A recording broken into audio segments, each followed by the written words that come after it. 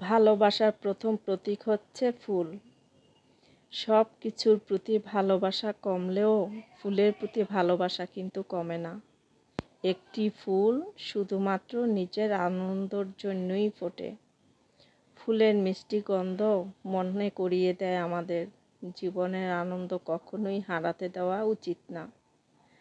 যাই হোক, hello everyone, আসসালামু আলাইকুম। সবাই কেমন আছেন?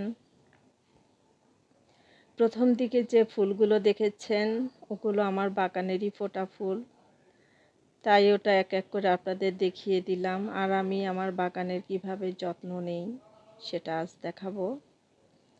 প্রতিদিন বিকেলে আমি এভাবেই গাছে পানি দিই।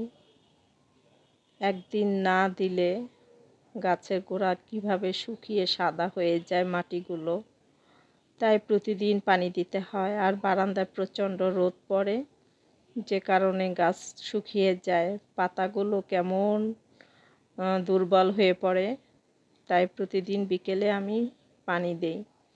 তবে আমার জায়গা কম, আমি বারান্দার অর্ধেক সাইড বাগান করেছি। যেহেতু জায়গা কম তাই আমি কাঠ দিয়ে তাক তাক করে বেঁধে তার উপরে টবগুলো রেখেছি। আবার কিছু টব ছিকা মতো ঝুলিয়ে রেখেছি। অল্প জায়গায় বেশ ভালোই মাশাআল্লাহ গাছ ধরেছে, সেভাবেই গুছিয়ে রেখেছি।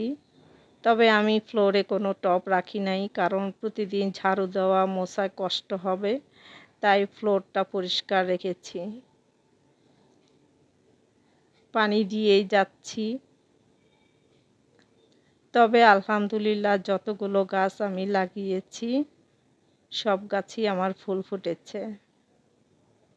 আমি বাগান করে সার্থক।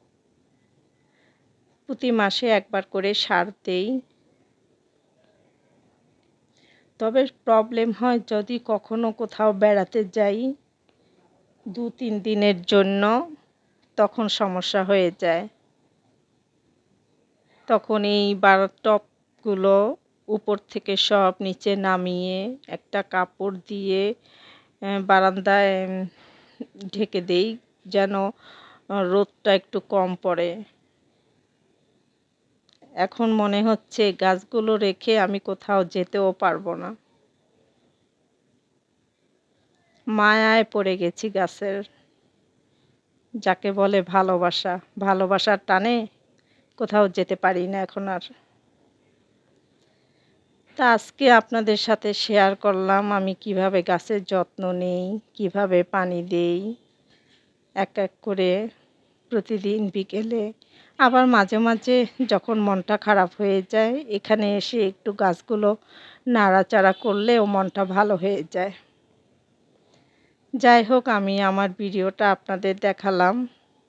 কেমন হয়েছে আমার বাগানটা সাজানো জানাবেন, লাইক কমেন্ট করে পাশে থাকবেন। ধন্যবাদ।